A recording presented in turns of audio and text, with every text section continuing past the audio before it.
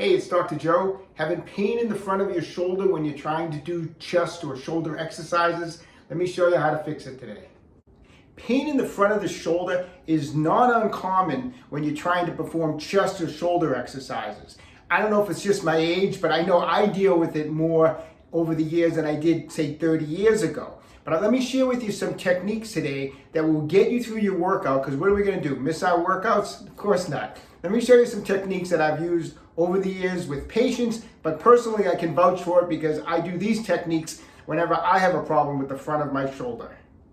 Okay, so I'm going to start with just some low resistance, high rep exercises to generate some blood flow and to activate the muscles of the posterior shoulder. The muscles of the posterior shoulder, we want to get some blood flowing in there. We want to get them activated because those are the muscles that provide shoulder stability. And if you're doing shoulder exercises, chest exercises such as a bench press, you need shoulder stability. So we want to activate these muscles and get them warmed up. Now, the exercise I'm going to show you is kind of a variation of a common exercise you might see a lot where people will sit, they'll put their elbow on their knee, and they'll hold a weight and they'll lower it down and they'll perform external rotation. It's a great exercise.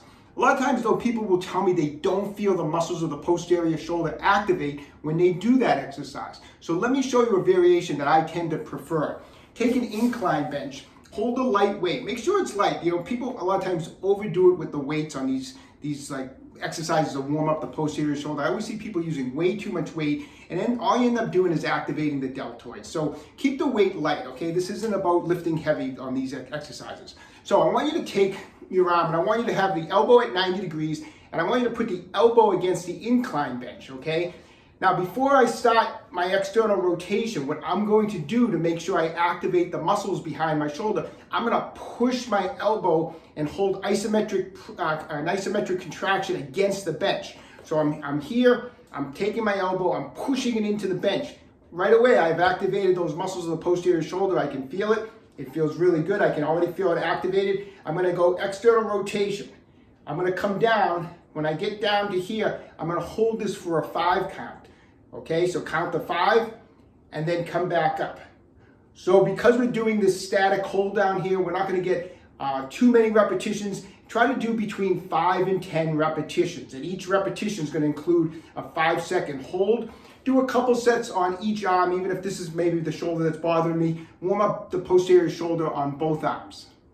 Okay, next up, let's loosen up some of this tissue in here and get some blood flowing, okay? You'll probably notice that when your front of your shoulder is bothering you on a pressing motion, it's also restricted. You may notice one side feels more flexible, the other side feels restricted.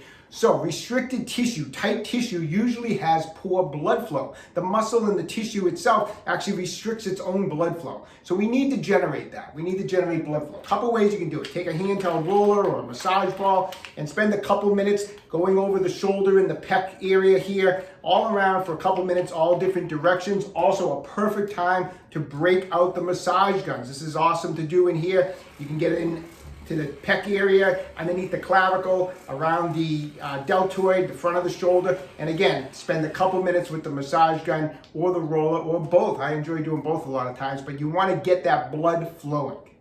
Okay, now let's get serious. These techniques I'm about to show you, these are the ones that are going to get you through that chest or shoulder workout. And these techniques I'm about to show you, what you can do with them is perform them between your warm-up sets. So say, for example, you're about to bench press today as part of your chest workout. Do a warm-up set on bench, come over, do these techniques. Do another warm-up set on bench, come back, and do it. Maybe you have to do it 2 or 3 times until you feel that the shoulder pain is gone and the restriction is gone. These techniques work. I don't think they've ever let me down, okay? Okay, so grab a spiky massage ball, get up against the wall. The first myofascial release technique we're going to do, I'm going to have the arm by my side with the palm against the wall like this, okay? And I'm going to get the ball in here.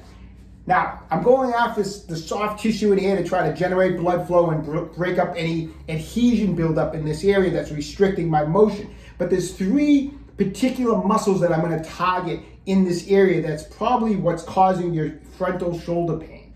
You have 3 muscles that are all going to be attached to what's known as the coracoid process of the scapula. It's the front part of your shoulder blade. You have the pec minor coming off of that, you have the coracobrachialis coming off of that area, and you have one of your 2 bicep tendons. And all 3 of those muscles can have restriction, irritation, and fascial adhesion build up in there, okay? So that's what I'm kind of thinking of as I'm doing this, besides just working this general area in here. I'm focusing on that, and that's why I have my arm in this position, because to me, it's the best way to get to it. So I'm gonna lean into that ball here, and I'm gonna put as much pressure as I can handle. If you're new at this, then go easy, but press in and kind of go side to side, up and down, and try to dig around in there for 2 or 3 minutes and move it around, go a little lower, go a little higher, just different areas where you can kind of get that ball in here. Now, as you're doing it, if you happen to come across an area that's really restricted and really tight and sore, you hit gold, all right? That's probably the problem area. So now I find that spot, and I'm gonna just put as much pressure as I can. Is this fun? No, it's not fun. It's gonna hurt. But so deal with as much pressure as you can handle. I'm not telling you to hurt yourself, but I've been doing this for a long time. So when I find that area, I'm really digging in. I'm gonna press in, and I'm gonna find that spot. I'm just gonna kind of wiggle the ball around for about 30 seconds on that one spot. And usually when you take the pressure off, it feels awesome. All right, so that's technique number one. Let's move on to another variation. Okay, now let's just change the position of the arm to get into some other soft tissue in there. In particular, this will be a way to get in on the pec major when it converges into the tendon that attaches to your humerus. I find this way is much better to get into that part of the soft tissue. So take like a yoga block, put the ball against the yoga block, and I want you to have the elbow at 90 degrees and up in this position now, okay? So I'm gonna be here, and I'm gonna be getting into this area here, kind of front delt, pec major area through here, okay? So the ball is against here, my arm is in this position. I'll show you a couple different angles so you can see it, but basically the ball is right in that area.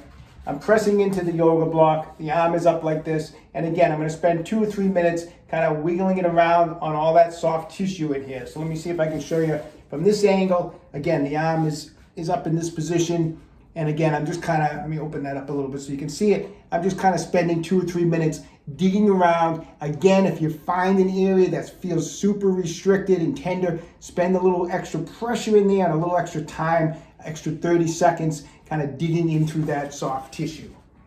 Okay, I hope you find that information helpful. I'm telling you, I've been using those techniques with patients for years, and personally, they never have let me down, all right? And you know what? In my opinion, they're a heck of a lot better than taking a pill before your workout. What's that going to do? Maybe it gets you through your workout and causes more damage in there. These techniques will get you through your workout and actually help the problem, all right? Take control of your own health, stay young, and train hard.